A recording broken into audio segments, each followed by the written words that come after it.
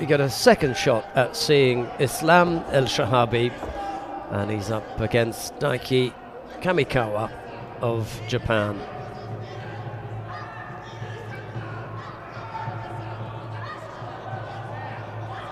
And the Japanese just collapsing there. Not sure if they'll give a penalty for that.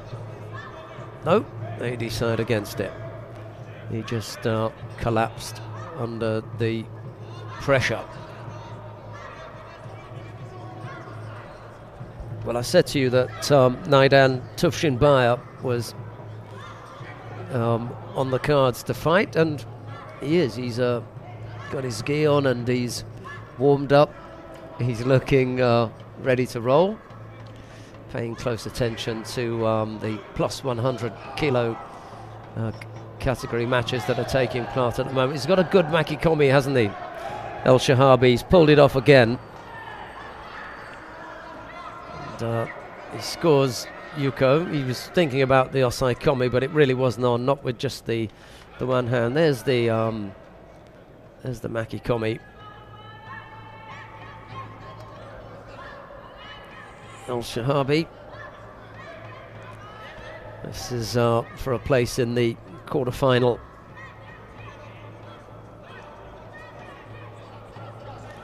Well, if El Shehaby can get past Kamikawa, I think he stands a good chance of doing this today.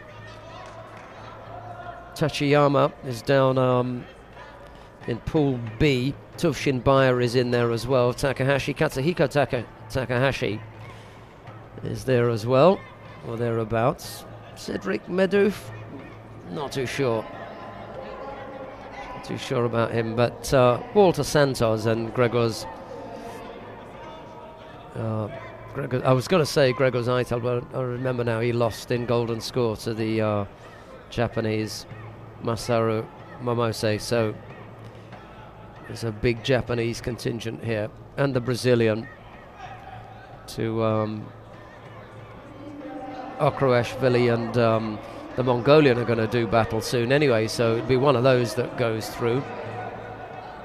So those really are the potential stumbling blocks for El Shehaby if he can get past Kamikawa.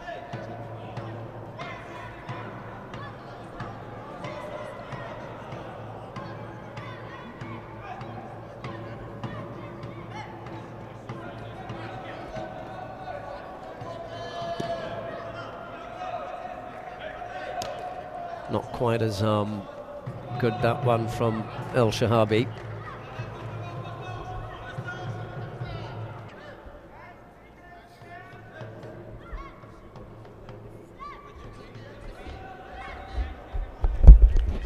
I'm just going to be joined by one of the marketing team here.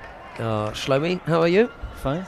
Good. And thanks very much for joining me. I just wanted to chat to you because we just saw the back identification, not the patch, sorry, but the advertising patch come up, and we know they need to have that on, and El Shehaby's managed to stay on. I mean, 95% of the fighters have managed to keep their back patch on, but the Japanese there, he just lost his, and a lot of people who are listening are buying their back patches from mybacknumber.com, and I wanted just to point out that there's a difference between the mybacknumber.com, which is the country and your name, because that's stitched on, isn't it? Yeah. So you need to go to Soit. Right, so that top part that has your country and your name, that's all stitched on, but the one that you can see El Shehaby's there's just beginning to come loose as well. That's an adhesive advertising sticker.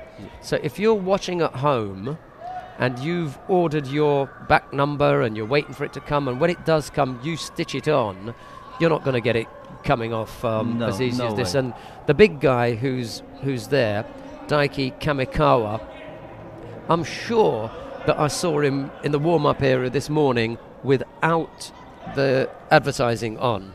Yeah, so the problem we ask all coaches and officials to put the advertising patch one day before, because if you do it today and the judogi is wet, it can't stick. Yeah, the adhesive just doesn't work, does it? You see, so El Shehaby judogi is very wet. So yeah, it's just dripping, isn't it? You can see it's all discoloured from the perspiration. So if he didn't have that on yesterday, and it for a chance to really get in here is to sort of reinforce the fact that if you are looking at this at home and thinking, oh my goodness, when I get my back number, it's not going to stay on.